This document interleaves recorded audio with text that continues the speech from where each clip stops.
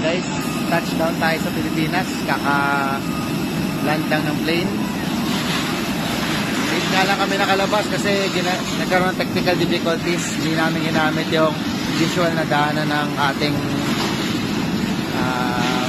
passengers. So nag-stairs kami. Magpilita kami mag-stairs. Stairs pababa ng airplane tsaka packet ng airport.